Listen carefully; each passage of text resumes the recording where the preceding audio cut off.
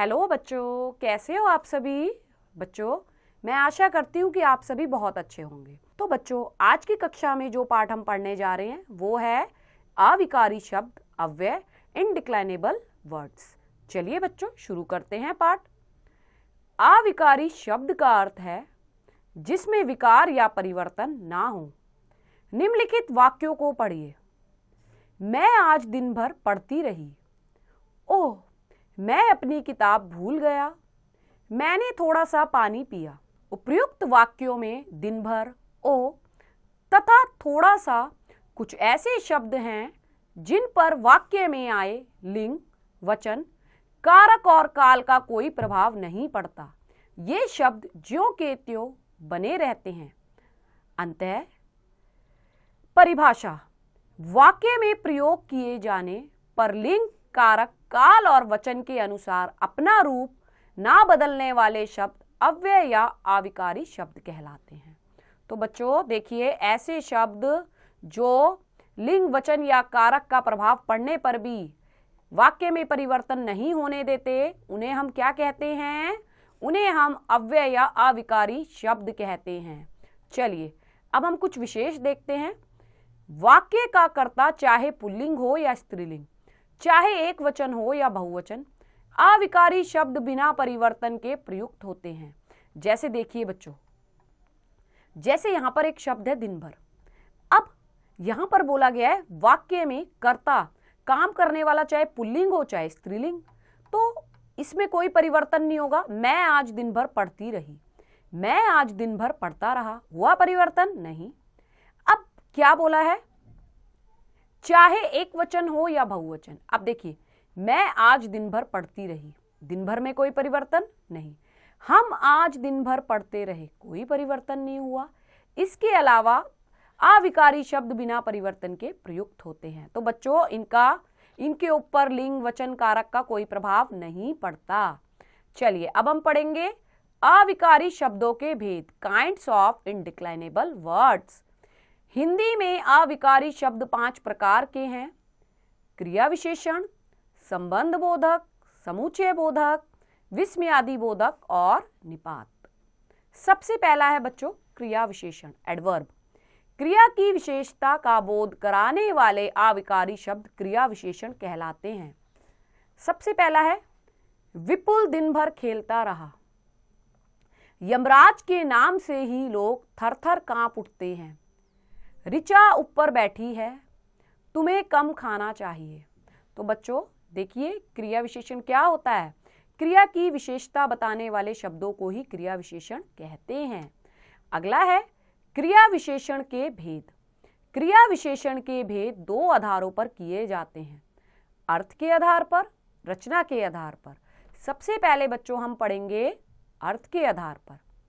क, अर्थ के आधार पर क्रिया विशेषण के भेद: कालवाचक, स्थानवाचक, परिमाणवाचक, रीतिवाचक। चलिए बच्चों, सबसे पहला है कालवाचक क्रिया विशेषण, एडवर्ब ऑफ टाइम। जो क्रिया विशेषण क्रिया होने के समय की सूचना दे वे कालवाचक क्रिया विशेषण कहलाते हैं। जैसे वह आज आएगा, दादाजी परसों दिल्ली जाएंगे।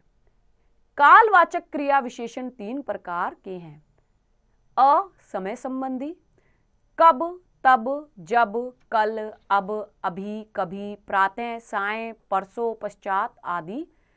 जैसे आप अभी जाइए, माया मेरे जाने के पश्चात चली गई। ब अवधि संबंधी, सदा, सदैव, आजकल, निरंतर, दिन भर, नित्य आदि। स बारंबारता संबंधी, प्रतिदिन, प्रतिवर्ष, बहुधा, रोज, हर बार आदि। तो बच्चों देखो, यहाँ पर कालवाचक में क्या बताया गया है? कालवाचक में आपको क्रिया के पूरे होने के समय का पता चलेगा कि क्रिया कब पूरी हो रही है। देखिए जैसे वह आज आएगा, तो बच्चों यहाँ पर आएगा, कब आएगा? आज। दादाजी परसों दिल्ली जाएंगे, जाएंगे, कब जाएंगे? परसों। तो इसी को कहते हैं बच्चों क्या? कालवाचक क्रिया विशेषण। अब बच्चों ये भी 3 तरह का होता है समय संबंधी। यहाँ पर आपको समय के बारे में बताया गया होगा, जैसे अब, तब, कब, कल, अभी।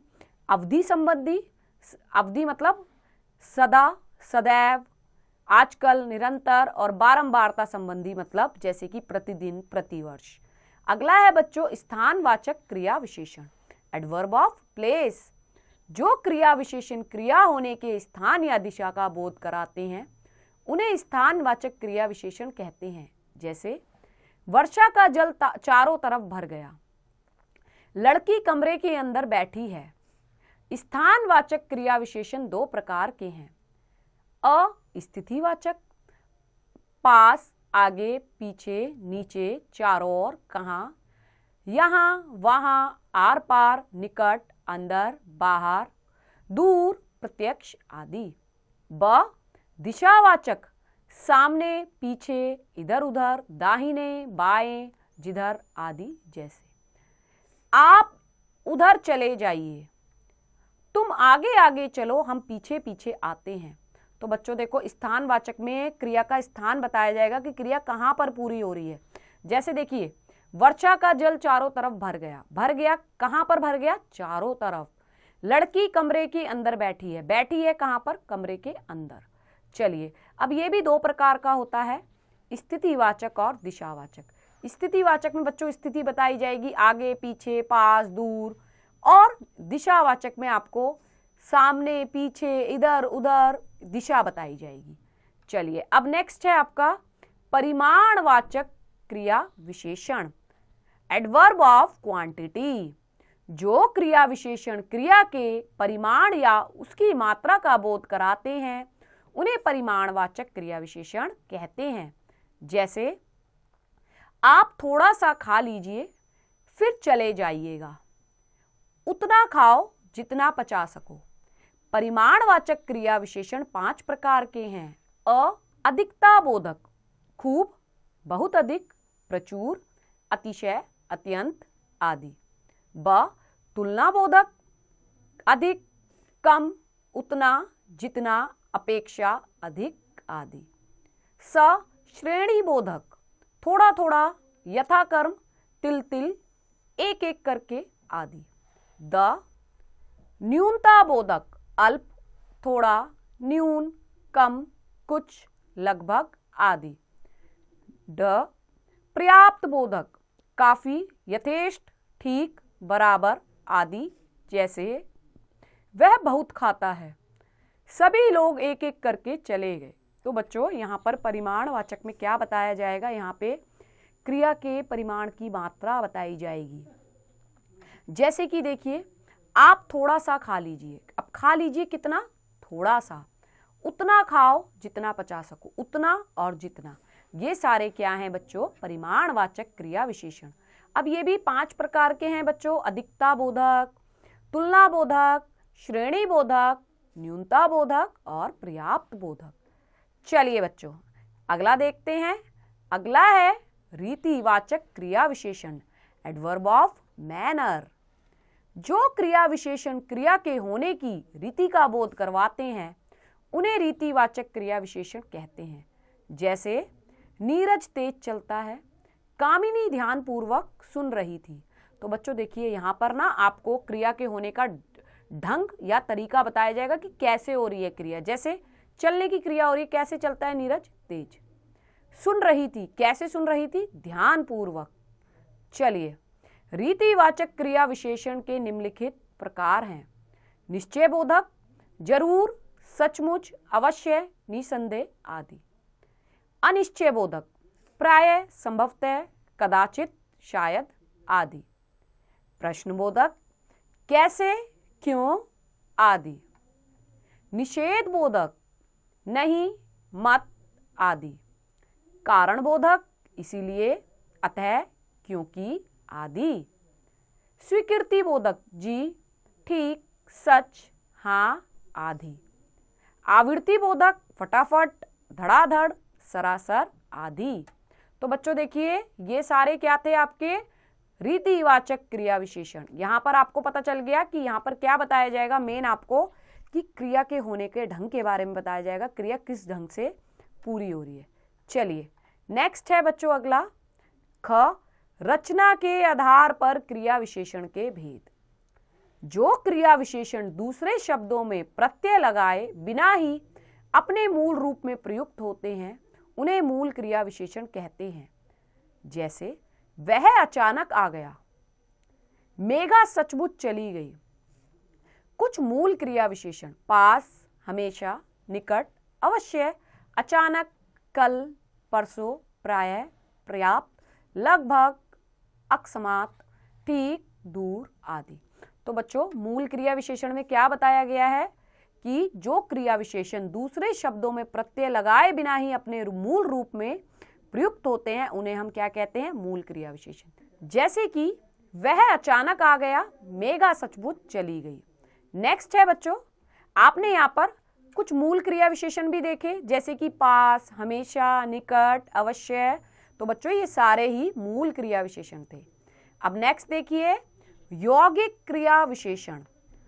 जो क्रिया विशेषण दूसरे शब्दों में प्रत्यय आदि लगाने से निर्मित होते हैं उन्हें यौगिक क्रिया विशेषण कहते हैं। जैसे संज्ञा से निर्मित, प्रेम पूर्वक, क्षण भर आदि। सर्वनाम से निर्मित, ज्यों त्यों, यहाँ, कहाँ आदि। क्रिया से निर्मित, बैठते, खाते, पीते, जागते, सोते, आते हुए आदि। उपसर्ग से निर्मित, आजन्म, आजीवन, प्रतिदिन, अनजाने, बेशक, यथाशक्ति आदि। द्विरुक्ति से निर्मित, धीरे धीरे, घड़ी घड़ी, कभी कभी आदि। विभिन्न शब्दों के मेल से निर्मित, देश विदेश, रात दिन आदि। विभक्ति जोड़ने से निर्मित, पढ़ने से, तेजी से आदि। तो बच्चों देखिए यहाँ पर क्या बताया गया है, यौगिक क्रिया विशेषण वो होते हैं जो कि दूसरे शब्दों में प्रत्यय लगाने से बनते हैं। और बच्चों ये सारे ही आपने जो पढ़े ये सारे यौगिक क्रिया विशेषण थे। आपने देखा अलग अलग बताए गए हैं सारे, संज्ञा से अलग, सर्वनाम से अलग, क्रिया से अलग। तो बच्चों ये सारे ही थे आपके यौगिक क्रिया विशेषण। चलिए बच्चों अब हम एक बार इसका अभ्यास कार्य देख लेते हैं। अभ्यास करें। क, निम्नलिखित प्रश्नों के उत्तर दीजिए। क्रिया विशेषण किसे कहते हैं? उदाहरण सहित लिखिए। तो बच्चों आप क्या लिखेंगे? क्रिया की विशेषता बताने वाले शब्दों को क्रिया विशेषण कहते हैं। नीचे लिखेंगे उदाहरण, मेघा धीरे धीरे खाती है, दादाजी तेज तेज दौड़ते हैं। तो ये हो गए बच्चों इसके उदाहरण। ख, रिक्त स्थानों की पूर्ति कीजिए। तो बच्चों जिन क्रिया विशेषण शब्दों द्वारा क्रिया के होने के स्थान का बोध हो तो वे स्थितिवाचक स्थान बोधक क्रिया विशेषण होते हैं। चलिए बच्चों आगे आइए। अगला है ग, सही विकल्प चुनिए।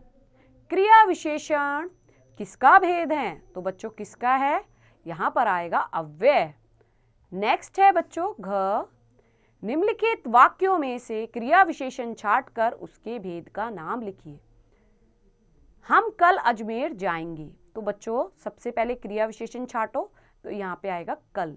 तो बच्चों यहाँ पे लिखेंगे कल और यहाँ पर आ जाएगा कालवाचक क्रिया विशेषण। नेक्स्ट है घ, निम्नलिखित वाक्यों में उचित क्रिया विशेषण लगाकर उन्हें दोबारा लिखिए। तो बच्चों देखो मेरा मित्र आया, तो यहाँ पर आप क्या बना सकते हैं? मेरा मित्र अभी आया है। तो यहाँ पर आपका हो जाएगा कालवाचक क्रिया विशेषण। ऐसे ही इन सबको भी आप अपने अकॉर्डिंग बनाएं, यहाँ पर क्रिया विशेषण लगाएं और फिर बनाएं। तो चलिए बच्चों ये अध्याय यहीं समाप्त होता है। मैं आशा करती हूँ कि आपको ये पाठ अच्छे से समझ आया होगा। अब आप एक बार इसकी प्रैक्टिस खुद से कीजिए।